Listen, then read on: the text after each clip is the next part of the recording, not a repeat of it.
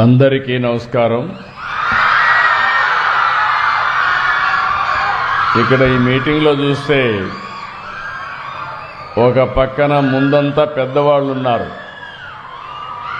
వెనకానంతా పిల్లలున్నారు. పిల్లలు ఎక్కడుంటే అక్కడ గోల ఉంటుంది, ఆనందం ఉంటుంది, ఉత్సాహం ఉంటుంది. ఎక్కడ పెద్దవాళ్ళు ఉన్నారో అక్కడ స్తబ్దత ఉంటుంది, సైలెన్స్ ఉంటుంది. అదే మరిగా రాను రాను పని కూడా తగ్గిపోతుంది. ఎందుకంటే వాళ్ళల్లో యాస్పిరేషన్స్ ఎక్కువ, ఇక్కడుండే వాళ్ళల్లో యాస్పిరేషన్స్ అన్నీ ఫుల్ఫిల్ అయిపోయాయి. కాబట్టి మీరు రాను రాను రిటైర్మెంట్కి వచ్చేస్తారు. ఆ స్టేజీ రాష్ట్రంలో ఎప్పుడూ రాకూడదని, ఎప్పుడూ జుబ్లియంట్గా ఉండాలని ఈ పిల్లలే సంపద అనే కార్యక్రమానికి ఈరోజు నాంది పలుకుతున్నామని చెప్పి కూడా నేను మీకు తెలియజేస్తున్నా. నా లెక్క ప్రకారం ఇది ఒక హిస్టారికల్ మీటింగ్. ఈరోజు మన మీటింగ్ ఏదైతే ఈరోజు పెట్టుకున్నామో ప్రపంచ జనాభా దినోత్సవం 2026 చరిత్రలో శాశ్వతంగా నిలిచిపోతుంది. దీనికి కారణం మీరందరూ ఒక వేదిక పైన ఉన్నటువంటి పెద్దలందరినీ మనస్ఫూర్తిగా అభినందిస్తున్నా. గద్దే రామ్మోహన్ రావు గారు, Shrimati Tejaswi chairperson, AP creative corporation chairman గారు, అదే మరిగా యురుదయ రాజన్ గారు చైర్పర్సన్ ఐఐఎం ఏడి, సోమయాజులు గారు CEO sigma research, Suresh Kumar గారు secretary health, Chakradhar Babu director health, Lakshmi Shah collector గారు, ఇక్కడికి విచ్చేసిన ప్రత్యేకంగా స్టూడెంట్స్కి అందరికీ, ఇంకొక పక్కన డాక్టర్స్కి, ఇంకొక పక్కన ఎక్స్పర్ట్స్కి అందరికీ పేరు పేరున మనస్ఫూర్తిగా నమస్కారాలు. ఎప్పుడో చెప్పాడు గురుజాడ అప్పారావు గారు, ఒక మాట అన్నారు, దేశం అంటే మట్టి కాదోయ్, దేశం అంటే మనుషులోయ్ అని. ఈరోజు అది మనం గుర్తు చేసుకోవడానికి ఇక్కడ సమావేశం అయ్యాం. ఈరోజు మీరు చూస్తే ఈసారి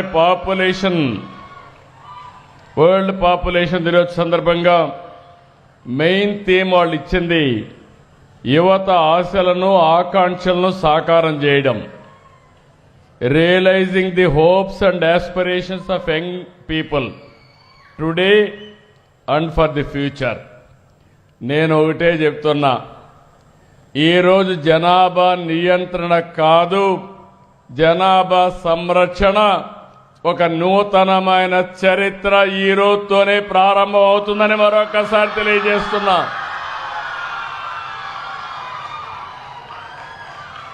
ఒకప్పుడు నేను కూడా జనాభా తగ్గించాలని ఆలోచించాను. నాకు చాలామంది చెప్పారు అప్పుడు జనాభా తగ్గించడం అంత సులభం కాదని. మేధావులందరూ చెప్పారు జనాభా తగ్గించడం కష్టం, ముందు ఫిమేల్ లిటరసీ రావాలి, పేదరికం పోవాలి, అప్పుడే జనాభా తగ్గుతుందని చెప్పారు. నేను ఆలోచించాను, ఇదొక విషియస్ సర్కిల్. ఇది ఒకవేళ అందరినీ ఆడపిల్లలందరినీ చదివించాలంటే 20-30 ఏళ్ళు పడుతుంది. పేదరికం పూర్తిగా తొలగించాలంటే 40-50 ఏళ్ళు పడుతుంది. అప్పటికి జనాభా పెరుగుతానే ఉంటుందని కొన్ని నిర్ణయాలు చేశాను.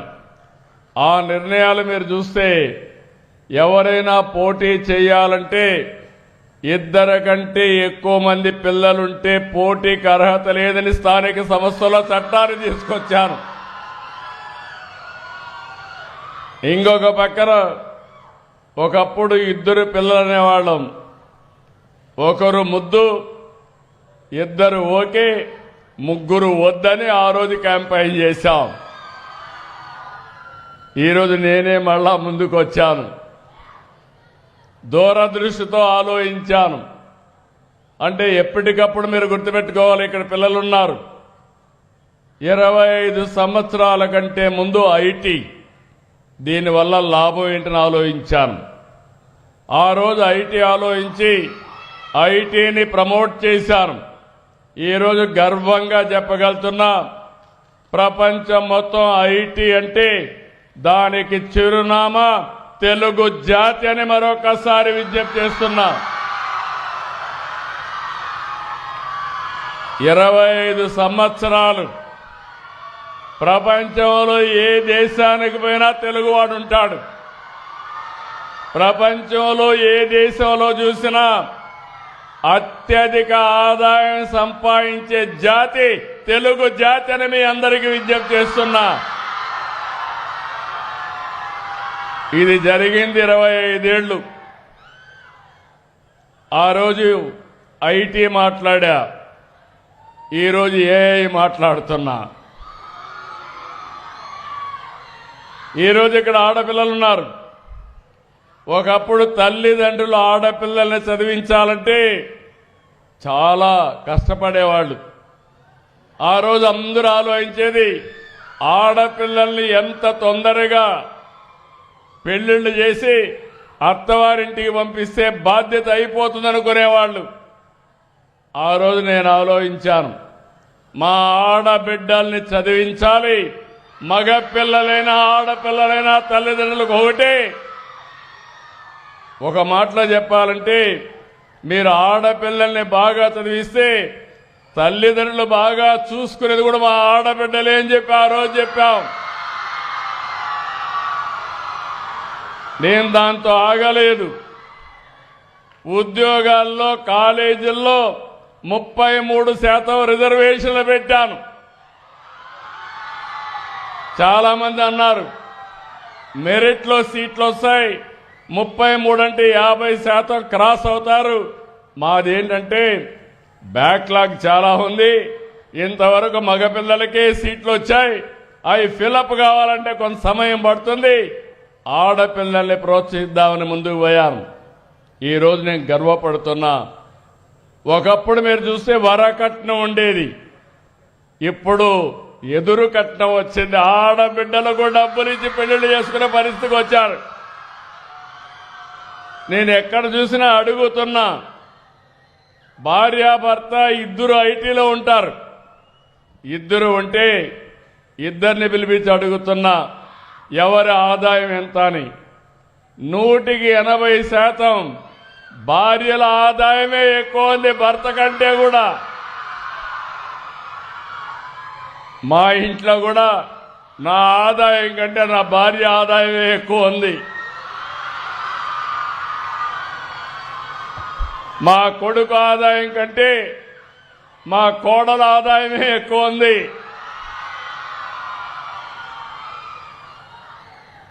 ఇవన్నీ పరిస్థితులు మారాయి. ఈరోజు మనందరం కూడా నేను మాట్లాడేది డిఫరెంట్ టెక్నాలజీస్ మాట్లాడుతున్నాం. ఈరోజు పిల్లలు మీరందరూ ఉన్నారు, మీరు రేపు గురించి ఆలోచిస్తారు, నేను ఎల్లుండి గురించి ఆలోచిస్తా. మీకో నాకో తేడా అదే. నేను ఆలోచించేది రాబోయే 25 సంవత్సరాల్లో ఏం జరుగుతుందో ఇప్పుడే ఆలోచించి అది ఈరోజే ప్రారంభించడం నేను ఎప్పుడూ చేసే పని. ఇటీవల కాలంలో మీరు చూశారు, అనేక వినూత్నమైన కార్యక్రమాలకు శ్రీకారం చుట్టాం. ఈరోజు మీ అందరికీ చెప్తున్నా, రాసి పెట్టుకోండి. అమరావతి ప్రపంచంలోనే ఒక బ్రహ్మాండమైన నగరంగా తయారవుతుంది. తెలుగు జాతి గర్వపడే విధంగా ప్రపంచం మెచ్చుకునే నగరం తయారవుతుంది. ఇంకో పక్కన మీరు చూస్తే ఈరోజు పట్టిసీమ ద్వారా నీళ్లు తీసుకొస్తే ఈ సంవత్సరం వర్షాలు పడకపోతే కృష్ణా ఏదైతే డెల్టా ఉందో దానికి ఈరోజు ఒక సంజీవనిగా పనిచేసే పరిస్థితికి వచ్చింది. నేను ఈ విషయాలు ఎందుకు చెప్తున్నానంటే, రాబోయే సంవత్సరం పోలవరం పూర్తి చేసి కృష్ణా నదికి తీసుకొచ్చి నదుల అనుసంధానానికి శ్రీకారం చుడతాం. ఇవన్నీ భవిష్యత్తు కోసం చేసే కార్యక్రమాలు. ఎవరి కోసం చేస్తున్నామంటే ప్రజల కోసం చేస్తున్నాం. కానీ ఈరోజు మీరు గుర్తుపెట్టుకోవాల్సింది, రాను రాను జనాభా తగ్గిపోతా ఉంది. చైనా ఒకప్పుడు ఒక చైల్డ్ నామ్ పెట్టారు. ఈరోజు ఫెర్టిలిటీ రేట్ 2.1 ఉంటే రీప్లేస్మెంట్ లెవెల్ ఉంటుంది. చైనాలో 1కి పడిపోయింది. సింగపూర్ 0.9 పడిపోయింది. జపాన్ ఇంకా ఎక్కువ పడిపోయే పరిస్థితికి వచ్చింది. సౌత్ కొరియా 0.7కి పడిపోయింది. ఇండియా కూడా 1.9కి వచ్చాం. ఆంధ్రప్రదేశ్ 1.5కి వచ్చాం. మనం ఆలోచించకపోతే ఇది 1 కంటే తగ్గుతుంది. ఆ తర్వాత మనం పనిచేసేది మెషిన్ల కోసం పనిచేయాలి. మెషిన్లు కూడా వచ్చేస్తున్నాయి. ఈరోజు నేను స్పేస్ సిటీ తీసుకొచ్చాను. శాటిలైట్స్ అన్ని మన రాష్ట్రంలోనే లాంచ్ చేసే విధంగా స్పేస్ సిటీ వస్తుంది. డ్రోన్ సిటీ వస్తూ ఉంది. యుద్ధాలు చేయాలన్నా సివిలియన్ అప్లికేషన్స్ కానీ తొందరలోనే డ్రోన్ అంబులెన్స్ కూడా వచ్చేస్తుంది. ఎక్కడన్నా ఎవరికైనా ఆరోగ్యం బాగలేకపోతే మీ ఇంటి మీదకి వచ్చి పేషెంట్ తీసుకొని నేరుగా హాస్పిటల్కి తీసుకొచ్చే రోజు తొందరలోనే వస్తుందని మీ అందరికీ విజ్ఞప్తి చేస్తున్నా. ఎలక్ట్రానిక్స్ వచ్చేసాయి, వేరబుల్స్ వచ్చాయి. ఈరోజు మనం తినే తిండి ఎంత తినాలి, గ్లూకోజ్ లెవెల్ చూసుకొని తినే తిండి పరిస్థితికి వచ్చాం. హాస్పిటల్లో ఉండక్కర్లేదు, ఇంట్లో ఉంటే మానిటరింగ్ హాస్పిటలింగ్ చేసి అవసరమైతే అంబులెన్స్ లిఫ్టింగ్ కానీ లేకపోతే డ్రోన్ లిఫ్టింగ్ చేసే పరిస్థితికి వచ్చాం. ఇలాంటివన్నీ వచ్చినప్పుడు మీరు గుర్తుపెట్టుకోవాల్సింది, ఒకప్పుడు కరెంటు ఉత్పత్తి చేసేవాళ్ళం. ఎప్పుడు వస్తుందో ఎప్పుడు పోతుందో తెలియదు. ఈరోజు మీ యొక్క ఇంటి పైన కరెంటు ఉత్పత్తి చేసుకుంటున్నాం. ఈరోజు ఈ బిల్డింగ్ పైన కరెంటు ఉత్పత్తి చేసుకుని కిందన ఏసీ పెట్టుకొని కంఫర్టబుల్గా ఉండగలుగుతున్నామంటే అది ఈరోజు సోలార్ ఎనర్జీ కానీ గ్రీన్ ఎనర్జీ వచ్చే పరిస్థితి వచ్చింది. అయితే ఇవన్నీ ఒక ఎత్తు. దీనికి మూలం జనాభా. జనాభా లేకపోతే మనం చాలా సమస్యలు వస్తాయి. ఒకప్పుడు ఉమ్మడి కుటుంబం ఉండేది. పిల్లలు చాలా మందికి మీకు ఐడియా ఉండదు. ఇక్కడ పెద్దవాళ్ళు కొంతమందికి ఏముంటుంది. ఇప్పుడు అన్నీ కూడా కుటుంబాలన్నీ మైక్రో ఫ్యామిలీస్ అయిపోయినాయి. భార్యాభర్త టెన్షన్ లైఫ్, ఇద్దరికి ఉద్యోగం, అక్కడి నుంచి ఆలోచనలు డిఫరెంట్గా వచ్చాయి. ఇంట్లో ఎవరు చూసుకునే వాళ్ళు లేరు కాబట్టి పిల్లలుంటే ఒకరు లేకపోతే వద్దు, double income, no kids, let us enjoy చేసే పరిస్థితికి వచ్చాం. ఇది ఒకసారి ఇది ఆలోచిస్తే చాలా ప్రమాదం కూడా. ఇంకా రాను రాను రోబోస్ కూడా వస్తున్నాయి. కానీ రోబోటిక్స్ కానీ ఇవన్నీ వచ్చినా మనుషులు లేకపోతే నిరర్థం అని చెప్పి కూడా నేను మీకు తెలియజేస్తున్నా. మన దేశంలో కాదు, 40 దేశాల్లో జనాభా తగ్గుతా ఉంది. ఈరోజు మన దేశంలో జనాభా ఈ మాత్రం ఉందంటే బీహార్, యూపీ ఈ రెండు కాపాడుతున్నాయి. దక్షిణ భారతదేశం మొత్తం కూడా దెబ్బతినే పరిస్థితికి వచ్చాయి. ఈరోజు ఒకప్పుడు నేను కూడా ఎకనామిక్ స్టూడెంట్ని. పాపులేషన్ ఎట్ట కంట్రోల్ అవుతుందో చదివేవాళ్ళం. యుద్ధాల వల్ల, అదే మరి ఫ్యామిన్ వల్ల, లేకపోతే అనేక సమస్యల వల్ల తగ్గుతున్న ఆ రోజు చదివేవాళ్ళం. ఈరోజు ఎకానమీ పెరిగింది, ఆర్థిక పరిస్థితులు మారాయి, ఆలోచన విధానం కూడా మారింది.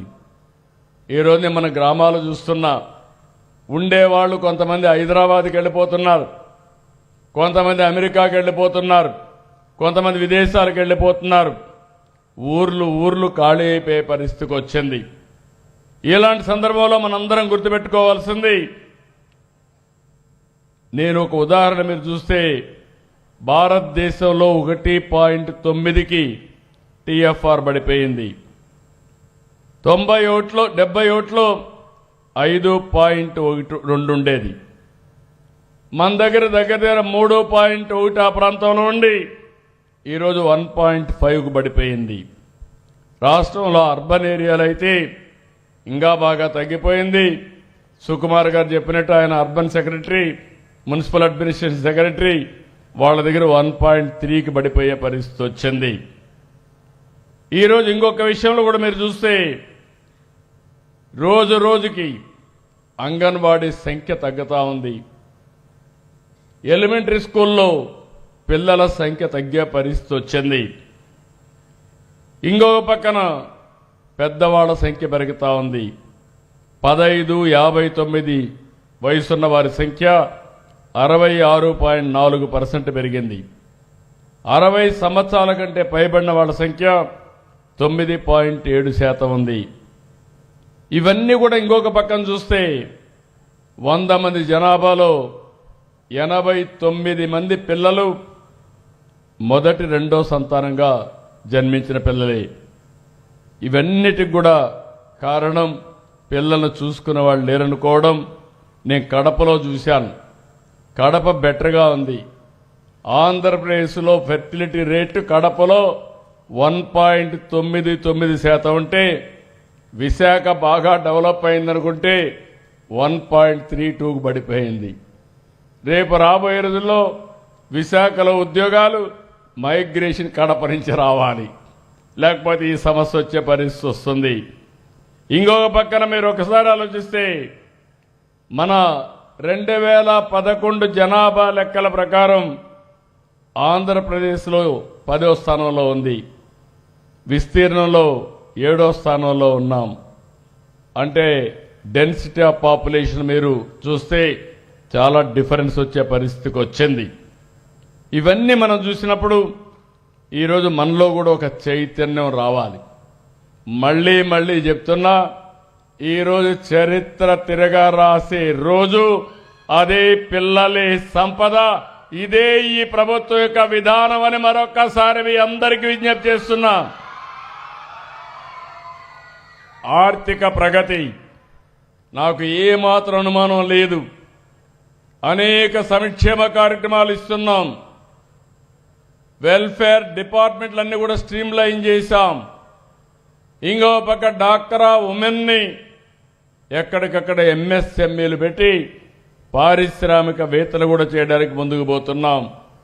ఇంకో పక్క P4 తీసుకొచ్చి పబ్లిక్ ప్రైవేట్ పీపుల్స్ పార్ట్నర్షిప్ పెట్టి ఎక్కడికక్కడ వినూత్నమైన విధానంతో ప్రతి ఒక్క ఫ్యామిలీని ఒక విజన్ డాక్యుమెంట్ తయారు చేయమంటున్నాం. మనందరం ఒకటి గుర్తుపెట్టుకోవాలి, P3 ఉంది, ప్రైవేట్ పబ్లిక్ పార్ట్నర్షిప్. దీనివల్ల ఒక రోడ్డు వేసాం, ఒక ఎయిర్పోర్ట్ కట్టాం, లేకపోతే ఒక పవర్ ప్రాజెక్టు కట్టాం. కొంతమంది ఈ పనులు చేసి దానికి యూజర్ ఛార్జెస్ కలెక్ట్ చేసి అప్పులు కట్టిన తర్వాత కూడా కోటీశ్వరులు అయ్యారు. దీనివల్ల ఆర్థిక అసమానతలు పెరిగాయి, బిలియనర్స్ పెరిగారు. రిలేటివ్గా పూరంతా కూడా రిలేటివ్గా పూరయ్యే పరిస్థితికి వచ్చారు.